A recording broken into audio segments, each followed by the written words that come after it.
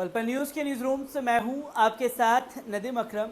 दिल्ली दंगे को लेकर के एक बड़ी अपडेट सामने आ रही है, जहां पर हेड कांस्टेबल रतन लाल की दिल्ली दंगे के दौरान मौत हो जाती है और उस मौत के लिए तमाम लोगों को जिम्मेदार ठहरा दिया जाता है। और लगातार दिल्ली पुलिस पर भी सवाल खड़े हो रहे हैं कि आखिरकार किस तरीके से आप लोगों ने ये छानबीन की थी इन केसों की, जिसके सबूत ही आप लोगों के पास नहीं है।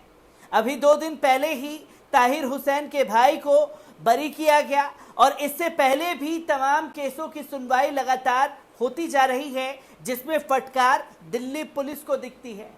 और उमर खालिद के मामले में भी क्या कुछ कोर्ट में हुआ है, इसकी भी तस्वीरें लगातार एक एक कर आपके सामने आ रही हैं। तो वहीं अब हेड कांस्टेबल के मामले में 5 मुसलमानों को जमानत दे दी गई है, जिस खबर पर मीडिया ने पूरी तरीके से अपनी खामोशी इख्तियार कर ली है, क्योंकि हेड कांस्टेबल की हत्या के दौरान इन लोगों को मेन आरोपी बनाकर के ये बताया गया था कि इन्होंने ही हेड कांस्टेबल की हत्या की है।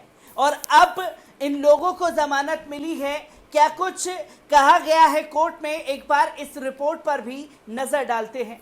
दिल्ली दंगों को लेकर अदालतें एक के बाद एक फैसले और अहम टिप्पणियां दे रही हैं। शुक्रवार 3 अगस्त को दिल्ली हाईकोर्ट ने दंगे से जुड़ी एक हत्या के मामले की सुनवाई की। इसमें हाईकोर्ट ने 5 आरोपियों को बेल दे दी है। ये पांचों आरोपी हेड कांस्टेबल रतन लाल की हत्या और नॉर्थ ईस्ट दिल्ली के डीसीपी पर हमले के आरोप में नामजद हैं। दिल्ली हाईकोर्ट ने मामले में आरोपियों की ओर से दायर 11 याचिकाओं में से 5 पर अपना फैसला सुनाया है। बाकी पर अगले हफ्ते सुनवाई होगी। जमानत पर रिहाई पाने वालों में आरिफ, शादाब, अहमद, फुरकान, सुवलीन और तबस्सुम शामिल हैं। इन्हें जमानत देते हुए कोर्ट ने कहा कि गैरकानूनी सभा के हर सदस्य पर हत्या का मामला दर्ज नहीं किया जा सकता। साथ ही विरोध प्रदर्शन में भाग लेने वाले अन्य लोगों के संपर्क में होना भी तर्क को सही ठहराने के लिए पर्याप्त नहीं है कि घटना की पूर्व योजना में आरोपी शामिल थे। जस्टिस सुब्रमण्यम प्रसाद ने आदेश को पिछले महीने ही सुरक्षित रख लिया था, जिसे 3 सितंबर को पारित करते हुए उन्होंने कहा कि अदालत की राय है कि याचिकाकर्ताओं को लंबे समय तक जेल की सलाखों के पीछे नहीं रखा जा सकता है और उनके खिलाफ लगाए गए आरोपों की सत्यता का परीक्षण ट्रायल के दौरान भी किया जा सकता है। लाइव लॉ की रिपोर्ट के मुताबिक कोर्ट ने अहम टिप्पणी करते हुए ये कहा है कि यह सुनिश्चित करना अदालत का संवैधानिक कर्तव्य है कि राज्य की शक्ति की अधिकता के मामले में व्यक्तिगत स्वतंत्रता को मनमाने ढंग से ना छीना जाए। जमानत नियम है और जेल अपवाद है और अदालतों को अपने अधिकार क्षेत्र का प्रयोग करना चाहिए।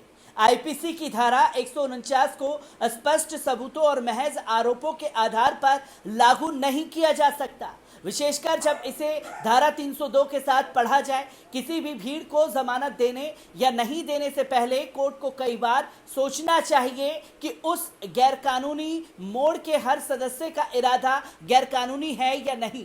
कोर्ट ने यह भी कहा कि जिस वीडियो फुटेज में आरिफ को घटनास्थल पर दिखाया जा रहा है, उस पर भरोसा नहीं किया जा सकता, क्योंकि वो उसमें साफ दिखाई ही नहीं दे रहा है।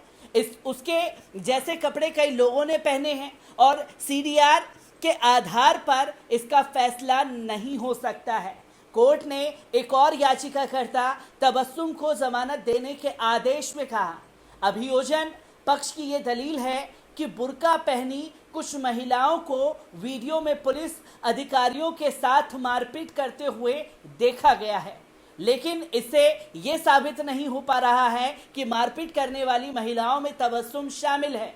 हाईकोर्ट से जमानत पाने वाले आरोपियों में फुरकान नाम का याचिकाकर्ता भी शामिल है। उसे लेकर भी अदालत ने कहा कि ऐसा कोई इलेक्ट्रॉनिक सबूत नहीं है जो याचिकाकर्ता को आपराधिक स्थल पर दिखाता हो और याचिकाकर्ता के तत्काल मामले में सीडीआर फैसले का आधार नहीं हो सकती है। इसके अलावा याचिकाकर्ता शादाब को भी जमानत मिली है। उसके मामले में कोर्ट ने कहा है कि शादाब को विरोध स्थल के आसपास किसी भी फुटेज में नहीं देखा गया है। चार्जशीट के माध्यम से रिकॉर्ड में रखे गए सीडीआर और सेल आईडी विवरण में ऐसा लगता है कि पुलिस अधिकारियों के दर्ज किए गए बयान इससे पूरी तरह से अलग है। सुनवाई के दौरान याचिकाकर्ता सुवलिन के वकीलों ने गवाहों के अभाव की बात कही। उन्होंने कहा कि मेरे मुवक्किल के खिलाफ ना कोई गवाह है और ना ही कोई सीसीटीवी फुटेज है। अभियोजना का दावा है कि हिंसा पूर्व नियोजित है, लेकिन रिकॉर्ड में ऐसा कुछ भी नहीं है जो ये दर्शाता हो कि मेरे मुवक्किल किसी पूर्व योजना का हिस्सा थे। तमाम दलीलें सुनने के बाद अदालत ने पूछा कि आरोपियों को 15 महीने से अधिक समय तक पुलिस ने हिरासत में रखा गया है, क्या उन्हें लगातार हिरासत में रखा जाना चाहिए था? कोर्ट ने राय दी कि याचिकाकर्ता को लगातार जेल में नहीं रखा जाना चाहिए था। इसके साथ ही उसने 11 में से 5 आरोपियों को बेल दे दी है। अब बड़ा सवाल ये खड़ा होता है, जहां कोर्ट की वर्डिक्ट को आपने सुना, पांचों आरोपियों के खिलाफ जिस तरीके से पुलिस ने अपने सबूत जुटाए थे, उन सबूतों के आधार पर ही कोर्ट ने अपना वर्डिक्ट सुनाया।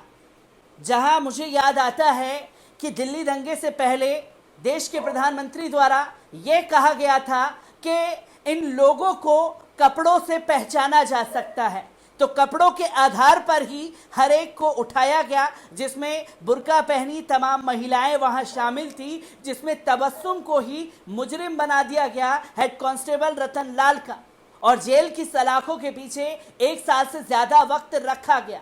सवाल दूसरा ये खड़ा होता है कि वीडियो के आधार पर गिरफ्तारियां हुई, वीडियो के आधार पर हर एक आरोपी को पकड़ करके जेल की सलाखों के पीछे ठूसने का काम दिल्ली पुलिस ने किया, पर मीडिया ने जो बीते 1 साल से इन लोगों को लेकर के ट्रायल चलाया, इन सवालों का जवाब कौन देगा?